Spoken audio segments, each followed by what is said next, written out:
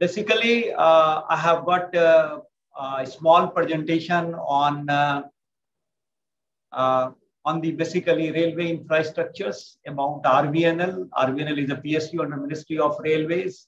How we have performed during this crisis, the advantages of the steel structures, then infrastructure building in railway sector, new normal and information management. So these are the basically scope of the presentation and the keynote address. Now, you must be aware that India is the fourth largest railway network in the world. And we have got around 68,000 route kilometers and 22,000 trains approximately run every day and 23 million passenger trains. And in terms of the goods traffic, it is about 1,200 million tons every year. That is approximately 3.32 million tons. And it nearly moves the population of Australia every day. And now if you see the two graphs and the pictures, one is that 50 lakhs crores investment in railway infrastructures. This is a tweet by Honorable Prime Minister and the previous railway minister. And now if you see the capex of the infrastructures in the country, in the railway sector, this financial year, it is about 2151 billion INR, approximately 50% higher than the previous financial year. And it is a matter of prestige for us that we are executing 30 to 35 of railway infrastructures in the country. So this is a PSU which was incorporated in January 2003. It was a vision of the then Honorable Prime Minister Bharat Ratna Atal Bihari Vajpayee. And it began operations with the complete board of directors in 2005. It is presently a mini Ratna, but it is under process for upgradation to Navratna company. Now, if you see the performance of this particular company, this has been growing for the last 10 years. You can see that we had a turnover of 1,445 crores in 2010-11, and in the financial year 2021, it is more than 15,000 crores. We crossed 15,000 crores during the COVID year. 2 years back, we had crossed 10,000 crores. The profit before tax, we exceeded 1,000 crores during the COVID year 2020-21. Now, if you see the performance rated by the Department of Public Enterprises, last 9 years, it has been excellent. 1920 and 2021, we are yet to see the results, but as per the performance, it has to be excellent. So now if you see that what are the contributions, this is relatively a new company. We have already commissioned more than 13,000 kilometers of the railway infrastructures in the country. During the COVID year, we have also commissioned more than 2,300 kilometers of doubling new line and the railway electrifications, besides three numbers of the turnkey projects. The Marathwada Rail Coach Factory, the MEMU at Kanpur, and then another factory at Barauni. And in the financial year 2020-21, we had commissioned 200 stations. Now, if you see the railway electrification commissioning, Indian Railways contribution to the country was 6,000 kilometers. There is a plan to commission the 100% railway electrification by December 2022. And we have been contributing significantly in this particular sector as well. We have made a small calculation today in the morning that how much steel consumption is made by RVNL. So what we have done is that we have selected one PIU, and then we have found that we are consuming more than 9,000 metric ton of reinforcement steel and 2,000 tons of the structural steel. In one of the PIUs, we have got 38 such PIUs. So the basic advantages, this is the key point of today's deliberation, the steel structure advantages. This is highly durable metal. It has got higher strength to the weight ratio, and this contributes to basically faster project completion with proper quality and safety measures. It can be easily fabricated with a lot of quality controls, and then it can be procured and transported to the site, and we can have a different schemes of erection, etc. Yesterday, there was a seminar by Mr. Amitabh Bhusal, a learned consultant on steel structures, and he made certain things. And from there, I have noted these points. So this is having the good load carrying capacity. And the most important, point which I personally feel, being an environmental engineer, that it is eco-friendly. You can save money in waste management. It can be reused. In fact, 2 years back, I had gone to US and I had seen the entire old metro system is on steel structures. The station, etc., everything is on steel structures. So this can be easily transported. It is lightweight, no health hazards, and it can be reused. And in the modern era of the concepts of the carbon footprints and the environmental issues, the steel structure is always preferable because of this. So in the first slide, I had shown two beautiful pictures. One was the vertical bridge, and the other was the steel cable stayed bridge at Bardhaman. So what I have done here is that I have tried to focus on these two bridges, and you will appreciate that how challenging these projects were. There was a technical challenge confronted at Bardhaman, where we were supposed to make 4-lane bridge over the busy yards in Rajdhani route. So I have got a video animation, and if you see this, then you will appreciate better about the construction methodology and how the steel structure helps in faster execution. So there are 3 planes of stay cables with 18 cables. We use the isotension method. We have got the computerized system of stressing. We have used this Make in India policy. We had got these cables manufactured in Ranchi on behalf of Fresnay. The technology was from the Fresnay. It was executed in India and under the guidance of the Fresnay. So if you see the entire structure, the approaches, etc., this was constructed by Rail Vikas Nigam Limited. And because of the steel structures of the pylons and the composite structures and the erection methodology, I thought I should share this.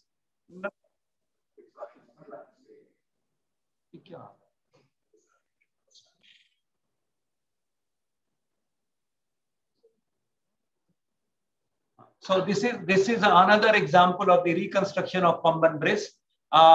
This is being constructed near Rameshwaram. The complete reconstruction is in progress, and we are supposed to complete it by March 2022. This has got basically a central span of about 72 meters, and the approaches are 99 meters. All are steel structures. So I'll go to the video part.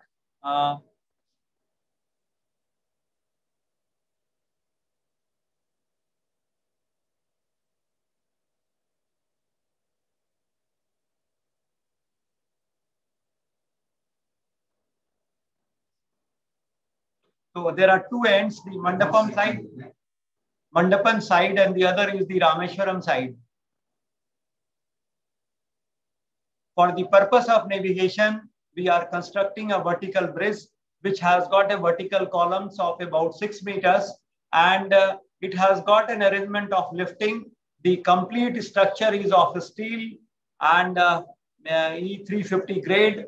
And you can see that how it functions. Earlier, we had the Caesar spans, which used to open in both the directions. And the new construction is a vertical bridge where the entire span is open, is basically lifted. So there is a video animation, and you can see how it works. The train is passing. We are constructing these approaches of 99 spans. And now it will pass through the vertical bridge.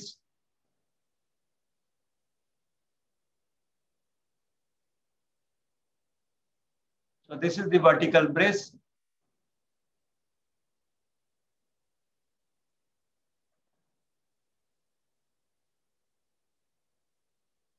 The entire structure is of steel only, E350 grade. Once the train passes, then it has got the hydraulic systems for lifting of the bridge.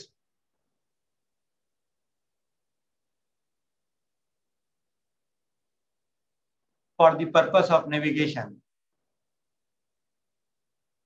And this is going to be the first of its kind in the country.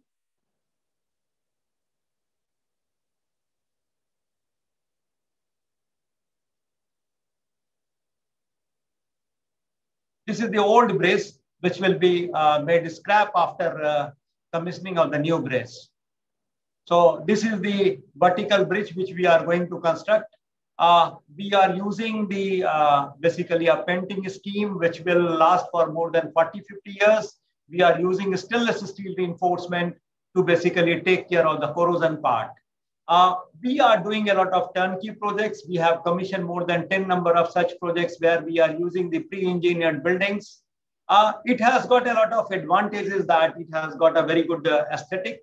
It is executed on a very fast track basis. It is economical and cheaper by 30%.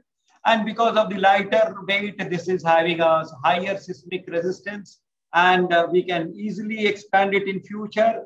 The maintenance is with a lower cost, and we can have the large clear spans. We can have the proper quality control, and this is hassle-free. So this is a kind of a comparison between a pre-engineered steel buildings and the conventional buildings. And we are extensively using this pre-engineered steel structures because of the advantages listed over here, that it can be delivered on a fast track with proper quality and safety. And overall price is very, very cheaper. It is about 30 to 40% cheaper than the conventional structures. So these are some of the buildings, the PB structures which are under construction or have been completed. There are 10 such projects which have been completed and commissioned. There are about more than 10 structures where the works are going on. So this is what I said, the 10 number of workshop turnkey projects, including the mechanical equipments, etc., have been completed and commissioned. Then we have been using these steel structures at very, very critical locations where safety is of paramount importance. This is a picture in near Dunlop Bridge in Calcutta, where we are executing the metro. This particular metro has already been commissioned. You can see that the bridge is being constructed with the composite structures so that we can execute it on fast track basis without affecting the road traffic over here. So this has been completed, commissioned, and now the metro is also moving over here. Now, I'll come back to these are few slides that now the new normal concepts have started. This seminar was also supposed to be held in Mumbai. I had booked my ticket, but somehow later on it was decided because of the increased number of cases and the variants of the COVID, the coronavirus. This is now online, but we could have had this basically seminar at a place so that we could have had better interaction. So we have been taking a lot of precautions like site offices, laboratory, machines, equipments. And it is only because of these protocols that RVNL could achieve all the physical targets and the financial targets, even during the COVID year. And we got appreciation from the highest authority in the country. And our performance, probably RVNL is one of the very, very few companies who have exceeded all its physical and financial targets despite of the COVID. So these are some of the slides about the new normal. And then, and whenever the railway infrastructure projects are commissioned, then we have got the Commissioner of Railway Safety's authorizations. So this becomes very important. And during these lockdowns also, we had a lot of inspections, and we have shifted to the basically IT platforms on various issues. We have increased our social media presence. We have been able to finalize tenders at a very fast track. And these are some e-books and magazines.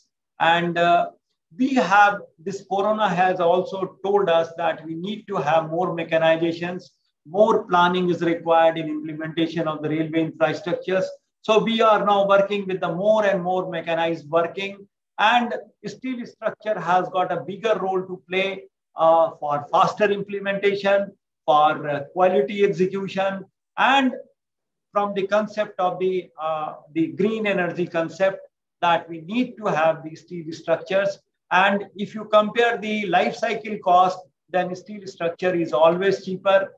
And these are some of the links which basically we have shifted to the IT platforms.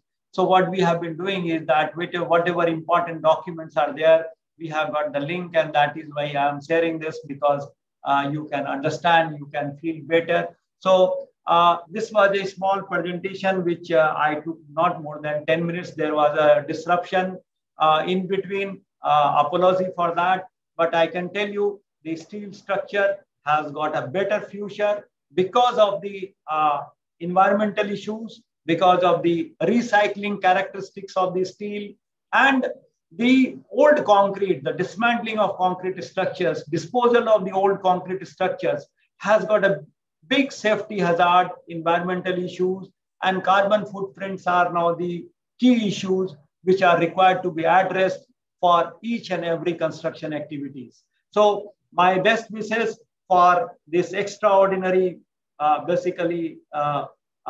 Steel Day celebration organized by MX Business Network. And I congratulate the team of MX Business Network for organizing such a wonderful and beautiful online seminar where we will be listening to the various key speakers. And I am 100% sure that in time to come, this will be proved to be very, very beneficial for all the engineers and consultants associated with the infrastructure building in the country. Thank you very much. Jai Hind. Yes, sir. One of the very interesting question which came that for this bridge at Rameshwaram, what was the corrosion resistance method is done and how you work in a, it's a very difficult sea condition. So if you can share the few pointers. There are two things which we have been doing. Number one is that we are, for the first time, we are using the stainless steel reinforcement. In one of the slides, we have shown that. This is number one. And then now we have got the painting schemes, which has got a life of around 40 years. The design life is 40 years. For example, this cable stayed bridge, Bardhaman, we have used basically painting scheme by ExxonMobil. The same scheme is being used in the Chennar bridge. And this particular kind of painting scheme has got a longer duration of around 40 years. The design life is 40 years. And the same kind of scheme with a different manufacturer, of course, is being used at Rameshwaram. And for the cable stayed bridge, where I was the chief project manager a few years back, so we had used the ExxonMobil, which is basically a Switzerland-based company, and the performance was extraordinary. So we are taking care of the corrosion by using the stainless steel reinforcement, number one. We are using the painting, metallizing, followed by painting scheme, which has got a design life of 40 years. And if somebody is interested in knowing what exactly is the scheme, etc., then we can share separately. But it is again a matter of debate, and it is highly technical thing. Okay, I will advise the people who are more interested, they can write to MX Media email, and we will try to answer on that. So second, one question come from audience: what are the different grade of steel, structural steel were used there? Any guidance on that? Rameshwaram, basically we are using the E350 grade. It is basically a matter which is connected to the design. And whatever assumption, whatever you basically consider, we call it a design basis report. So in the design basis report, the vertical columns and the girder, which is of 72 meter span, we had thought of using the E350 grade steel. Sir, how did you manage the erection in such a volatile sea? It's a very volatile sea in the Rameshwaram if once visit there. We have made basically a complete scheme of launching. And you must have seen the cable stayed bridge, the animation part. It was a mix of animation along with the actual. So we are also making an animation, and once it is available, the erection will start maybe by the end of this year. And then we can share the execution scheme. And once we get the sanction from the Commissioner of Railway Safety for erection scheme, then we can also share the exact methodology along with the animation that how these girders will be erected. Yes, you are right. The wind velocity is one of the important parameters for designing such bridges in such a critical location. So it will be very interesting to see this knowledge sharing if we can get it in coming days. And then, sir, what was the reason for going ahead with the structural steel there? Because next door right is a concrete road bridge, and the old bridge is a railway bridge which is opening in the center. It's a landmark. You are 100% correct. In fact, I did mention about a seminar which was webinar. Which was organized by Mr. Amitabh Ghosal, a renowned consultant in the steel structures, who had earlier worked with Stoop Consultant. So yesterday I was listening to him, and he cited the advantages of the steel structures over the concrete structures. And I noted some few points and I incorporated in my presentation. And these are exactly the reasons for choosing the steel structures. Because we need to have the proper quality, number one, which we can have in the fabrication yard. Then it can be transported. We have got the 99 spans. So the steel structure quality we can ensure at the fabrication yard. Then it can be transported. And then we can have a scheme of erection. And once we start erecting from one side, it will be finished very soon. So the execution will become very faster under those conditions. The quality and the safety at the fabrication yard can be ensured. So the approaches were taken care of. Coming back to the vertical bridge. See, if you increase the height of the piers, then the cost will go up. So we are keeping almost at the same height, which is having the existing bridges. But now the option was whether we should go for the scissor span or whether we should go for the vertical bridge. Now, a lot of studies were made. People visited some advanced countries, and such vertical bridges have been constructed in US. There are many such bridges, but in our country, we are not having any such bridge. So we thought if we construct a vertical bridge, then it will be economical. It can be executed on a fast track basis, and the erection can also be done easily because of the innovative erection scheme which we are going to adopt for that said bridge. So with all those reasons and the background, we had basically taken a call for constructing the bridge with the steel girders in the approaches and the vertical bridge and the 72-meter span girder bridge. See, if you are supposed to lift the entire bridge, the concrete bridge will be very, very heavy. So we need to have a structure which can be lifted. So with all those conditions, assumptions, site conditions, the wind velocity, we have decided that let us go with the vertical bridge. Let us have the steel structures rather than the PSC girders or the concrete structures.